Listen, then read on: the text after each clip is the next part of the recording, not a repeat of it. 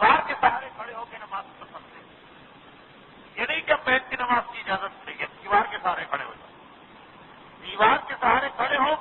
اچھا اب مسئلہ ایک مومن کا ہے کہ جی ہم تو مسجد میں نماز پڑھنے کے عادی, وہاں ہم کو دیوار نہیں ملتی اس لیے بیٹھ کے پڑھتے, مسجد میں نماز پڑھنا شروع, اس لیے کہ جماعت اور مسجد کی نماز مستحب اور دیوار سے سہارا لینا واجب. تو واجب کی خاطر مستحب نہیں چھوٹے گا, مستحب کو چھوڑ. یعنی مسئلہ کیا ہو کہ اگر کوئی آدمی, اصل مسئلہ ہے کہ مستحب کو جو ہے اس کی خاطر واجب کو نہیں چھوڑ سکتے, واجب کو بچانا.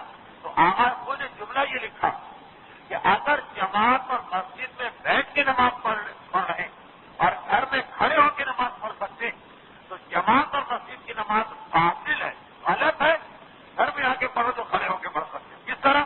کہ مسئلہ یہ کہ اگر کسی میں کھڑے ہونے کی طاقت نہیں, الماری کا سہارا ہے, دیوار کا سہارا ہے, آسان اسٹک کا سہارا ہے, اور یہ سب بھی ممکن نہیں, تو کسی آدمی سے کہے کہ مجھے کھڑا کرو.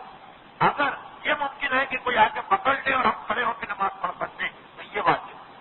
ان تمام مرحلوں سے آپ گزر گئے اور کچھ ممکن نہیں ہوا تو بیٹھنے کی اجازت. یہ نہیں ہے کہ بس ذرا تھکن ہو, ذرا بیماری, ذرا کمزوری ہوئی اور بیٹھ گئے.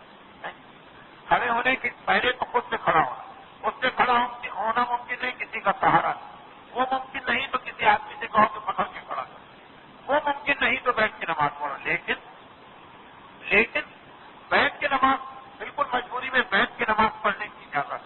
لیکن اس میں بھی یہ کہ اگر رکوع کھڑے ہو کے کرنے کی طاقت ہے تو یہ نہیں ہے کہ ایک دفعہ بیٹھ گئے تو پوری نماز بیٹھے بیٹھے پڑھ نہیں. الحمدللہ بیٹھ کے پڑھو, رکوع کے لیے کھڑے ہو جائے. اگر رکوع اتنی طاقت ہے کہ رکوع کے لیے کھڑے ہو سکتے ہیں تو دونوں کے بیچ میں رہنا. ایسا بھی نہیں کہ ہم کھڑے ہو کے نماز پڑھنے کی خاطر مر جائیں, نہیں ہم کو تو کھڑے ہو کے نماز پڑھنا, وہ بھی نہیں. اور اتنا آسان چیز بتا لیجیے کہ ذرا تھکن ہوگی. بات اللہ آپ کی مثال آپ کے لیے نہیں, لیکن چونکہ آج کل مثلا بلیک میں ٹکٹ مل رہا, رہنما کی لائن میں 3 گھنٹے کھڑے ہو کے آئے, اب گھٹنے ٹوٹ رہے ہیں